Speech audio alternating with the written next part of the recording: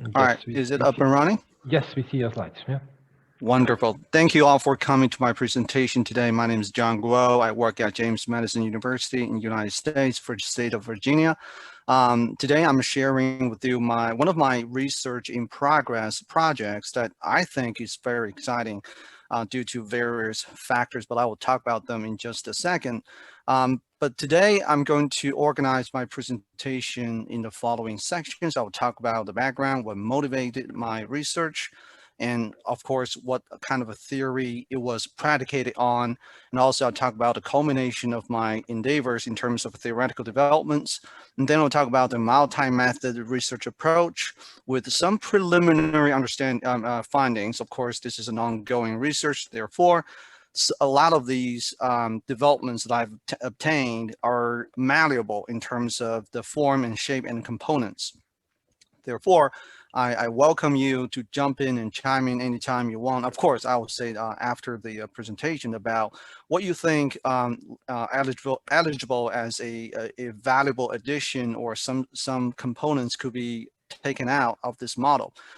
So that is the main purpose that I joined this session, is to obtain some feedback. So first of all, what was the motivating factors to this research? It came from a very acute observation from the industry, because I teach cybersecurity class in my university.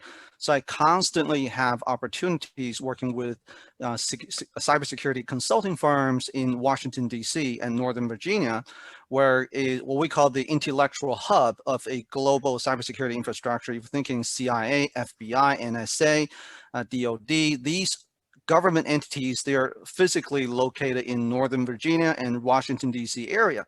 So you can imagine there's an ecosystem there pertaining to not just the government power, but also there's a booming, thriving private sector who have contracts with these big government projects, billions of dollars flooding to the in the field, and everybody want a piece of it. Therefore, you're seeing a symbiotic relationship where you have government entities like FBI, CIA, and then you have a bunch of, you never heard of these names, small companies, but they are having very exclusive access and privilege to very sensitive and classified data. So that the reason why I was stressing that is because there are a lot of mistakes. There are a lot of failures that took place in the past several years. Some of them, there were cover-ups. The government was intentionally trying to, sweep it under the rug and try to pretend nothing happened.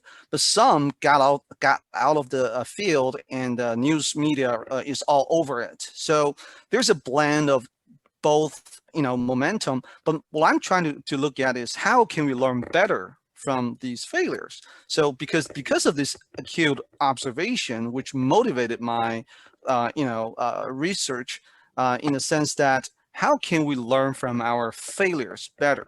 Now, one of the reviewers of this paper, by the way, of course, this conference undergoes a blind review process, and one of the reviewers was providing a very constructive feedback, arguing that we do have an abundance of literature talking about the planning and also the post hoc incident response strategies pertaining to security failure learning. And I agree to wholeheartedly, except that if you look into those literature, the abundance of literature, which I did, and I discovered that majority of them, they're just practices. They're very practice oriented. And of course, I have no problem with it. The only thing that I have a problem with is that we're having a shortage as far as the theoretical underpinnings when it comes to explaining, even predicting future failures. So that is a gap that I witnessed myself, and I tried to voice strongly about it. And this is my first attempt. Now, my research was having a major focus on the role of fear. The reason why I chose fear is because it has been extensively studied in the literature of IS security, which means information systems security. If you look back and look at the overarching term of cybersecurity, there are two major domains. The first one is technical. Mainly, you're looking at the algorithm developments. You're looking at the cutting edge AI using deep learning neural networks, trying to detect malicious cybersecurity intents. And versus there's a psychological oriented behavior-driven cybersecurity management domain, where they study the behaviors of human beings that has a detrimental effects on the cybersecurity well-being of an organization. That is the domain this study is focused on, because I'm from, because my college education is rooted in that particular domain, and we do in the academia is undergoing a booming developments in terms of these cybersecurity researchers with them focus on human behavior rather than the technical artifacts, where the reviewer obtained his observation. Yes, and I agree. But like I said, there is a huge gap in terms of how do human beings apply their learning behavior in the cybersecurity management field in order to protect our organizations, protect our digital assets more efficiently and effectively. So that's why I introduced the role of fear, because fear is, first of all, is an acquirable drive, meaning that people will respond to the exterior stimulus, which represents changes in the environment. And sometimes fear is a very natural and intuitive reaction to those stimulus without the person even realizing it. And that is what's so special about this fear. And that was why in the PMT theory, which was an anchor theory in the cybersecurity management research field, they have investigated mainly the deterrent effects of fear. Namely, when the person is undergoing some negative changes in the environment. For example, there was a hack. All right, so the person will respond negatively in the form of fear, and that negative form of fear might actually lead to maybe even more negative consequential, outcomes. Something we would like to mitigate, and that's why I chose fear as one of the perspectives. The second critical component that I chose is perceived psychological safety, PPS. This particular construct was rooted in the literature of management, where there was, again, a well-developed stream of research pertaining to how does a person in organization perceive the threat to his or her well-being, so as he or she will react to those stimulus in a corresponding way. And Madison, which is a well-respected Harvard researcher, several decades back, initiated this momentum, focusing on the role of PPS in the process of learning behavior, not from security failures, by the way, just in general learning behavior in the organizational settings under the umbrella of management research. So you're probably having this question. So, okay, so fear has been studied, PPS has been studied. What is your contribution? And that's a very critical question, a good question that I need to answer thoroughly, especially when it comes to submission to a good journal, because they always trying to push you as far as, okay, so what is your contribution and why should we care your contribution? So my next point is trying to, make sure that these constructs, they are, once you combine them, they are going to exhibit some unique traits that were not investigated in the prior literature. So my research question goes, how does fear-driven LFF, or learning from failure, influence information workers' security coping behavior? Now, this research question is, like I said, it's a little bit oversimplified, because they always look for a parsimonious statement rather than a very in-depth description in terms of research question. There are a couple of things I don't specifically cover in my project, which is do not differentiate vicarious versus self-learning. Vicarious learning meaning you're observing others' behavior and learn from their mistakes. But my project does not address that. A friend of mine, actually, we work at the same university, she published a couple of good journal articles on specifically vicarious learning. But like I said, in order to keep the parsimony, present in my research, and I try not to overwhelm myself in terms of the theoretical development or the data analysis. And the second caveat is I put an emphasis on the learning from failure rather than success. And there has been, again, a stream of research comparing the two in the management field. So I would rather to focus on the failure because failure has a close association with the psychological effect of fear. Success does not. Okay, so that's why in order to stress the role of fear, I chose failure, learning from failure rather than success, even though learning from success has been empirically and theoretically proven valid in all, not just management and cybersecurity literature, but also psychology and social behavior as well. But like I said, I try not to go there because, first of all, failure is associated better with my learning from failure topic. Second, I try to keep my research parsimonious rather than overcomplicated.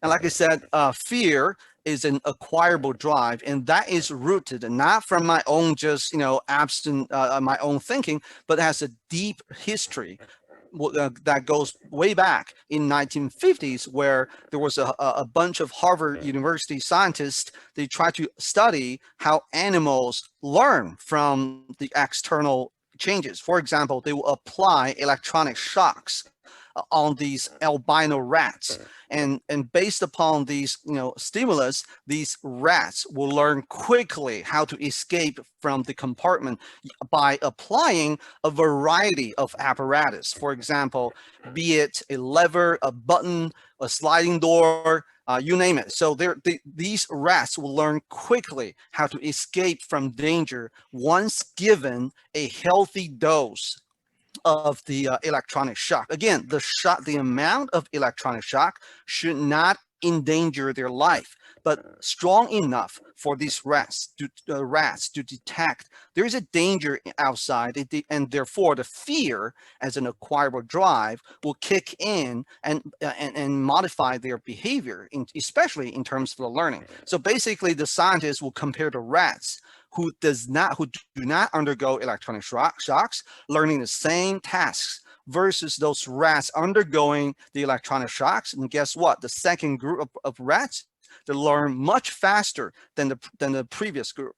So that is my theoretical underpinning to justify there is a close association between learning from failure and the healthy amount of fear.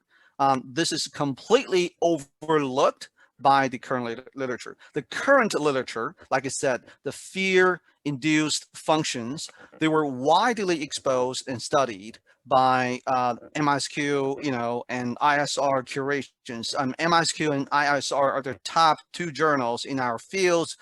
Very hard to get published. They respectively held a curation of the cybersecurity articles, and none of them, and I did not limit myself to just those two journals. I actually expanded my radar to top 6 journals, and none of these cybersecurity literature articles talks about the promoting effects of fear. Like I said earlier, the rats, right? When you apply a healthy dose of those electronic shocks, the fear exhibit as a consequence actually help these rats to learn faster and more effectively. Does that effect also occur in the human being behavior? That is a question mark. It could be a good hypothesis, but I don't know. That's why this is I'm constructing this research to find out. Now, again, in the interest of time, I'm not going to go over these moderators. The job performance was a moderator, so I did not. So I chose not to discuss it in this presentation because I do have a 15 minutes limit, and also would like to skip this one to focus on this research model, which is my model, by the way. And let's go back to my earlier question. What is your contribution? You talk about fear, you talk about PPS, these are well-studied issues. How do they constitute your contribution? And this is my contribution right here. Now, the learning failure, like I said, is an overlooked behavior in terms of behavior cybersecurity. I'm not talking about the technical, but only behavior cybersecurity. Fear and PPS, they're both well studied in their own respective domains in psychology, animal psychology, as well as, the PPS is coming from management literature. And the critical constructive synthesis of these different constructs from different fields will constitute my contribution. And if you want to challenge that, I would recommend you to go back to look at the past 10 years, look at the top tier journals in terms of how these scholars present their theoretical contributions, and synthesis will be one of the most frequently used methods in order to highlight their theoretical contribution. So this, what I'm doing right here, has been reflected in the past top journals. So basically, H1 and H2 are my core contributions. We don't see that in the previous cybersecurity literature, management literature, or psychological literature. This is something brand new that I bring together. Again, I synthesize. I did not create these or reinvent the wheels for the fear and PPS construct, but no, I just bridged them using a brand new context that is extremely relevant to our practices, which is cybersecurity. So basically, H1, I'm saying there is a promoting effects. Again, the previous literature are focusing on the deterrent effects. So the fear will scare people so that they don't commit crime or mistakes. But I'm talking about a fear, a healthy dose, again, a modest amount of fear is actually good for learning from failure, because it will be constructive in forming appropriate behaviors rather than encouraging malicious behaviors. So that's my H1. H2 is like when you have a good understanding, a good perception of you're safe in your organization, even though you made mistakes, right? This is something when we were little kids, our parents told us constantly, maybe not all the time, but it's okay to make mistakes as long as you learn from it, right? So once you establish that psychological perception, it is actually a positive factor towards forming a appropriate learning from failure behavior, which eventually will lead to better confidence in one's own capability of dealing with the cybersecurity threats. Also, the measures, the confidence in its measures or response strategies efficiency or effectiveness, thinking this method or this approach or measure actually works. Okay, thank you, John. All right. Time is up, and I think we gave a very good input here for discussion. So